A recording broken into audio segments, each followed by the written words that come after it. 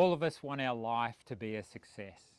We want to get to the end of our life and not feel regret, not feel like we've somehow missed the real game of life.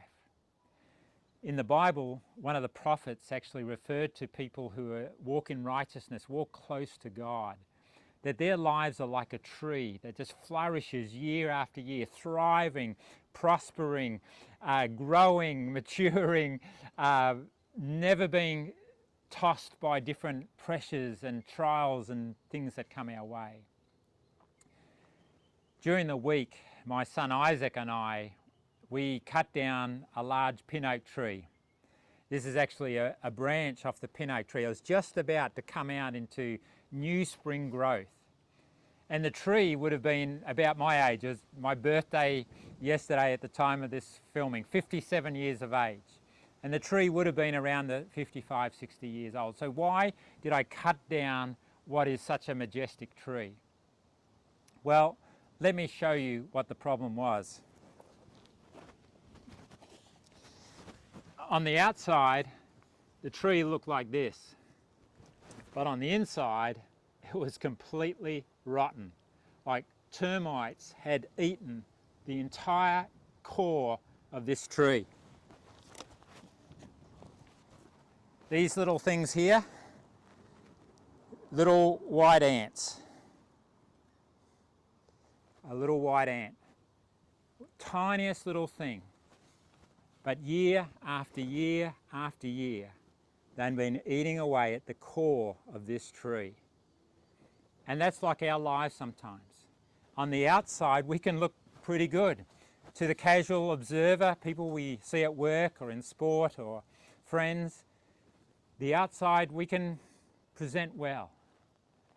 But the Bible describes sin that comes like a little seed, and then it grows and grows and destroys and brings death and destruction. And that's what a termite does. Just this tiniest little white ant that seems harmless, but little by little it destroyed the very fibre of this tree. Now, in the recent strong winds that we had, a number of the branches had broken off this tree. In fact, I'd commented to my son-in-law Chris, I pointed out just a few days before these branches crashed to the ground that there was a crack, and you could even see daylight through the crack of this branch. We cut it down, we piled it all here behind me. What a shame, what a tragic end to a tree that should have been thriving and flourishing. What about our lives? Because I'm not really talking about a tree, am I? I'm talking about our life. And maybe we've allowed sin in our life and it seems harmless, just a little white ant. No one will know, no one will see. But year after year that grows, and the damage, it's like the life of us gets sucked out. And if that's you in any regards, whether it's just the beginning of a journey where sin is allowed in, or whether it's been there for a long time, you need something more powerful than the natural. You need the help of a supernatural God that can not just forgive your sins, He can cleanse you, He can remove the very core of sin and its destruction and put something incredible in its place. Redeem our lives is the word the Bible used. To make it new, to make it better, to bring something of purpose out of even what has happened to us.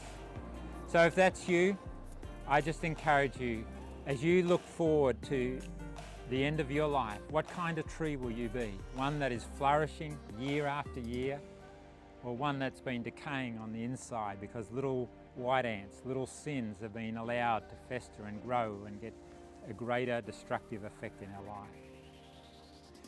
If you relate to this in any way and you'd like help, feel free to ring our church. There'll be someone there that would love to help you. We have courses that take people on a journey where you can explore spiritual reality, faith, God, in the spiritual realm. We've got another course if you already know God and belong to Him. It's called Growing to Maturity, being able to be that magnificent tree and strong and flourishing right to the end of your life. We'd love to help you on that journey any way we can.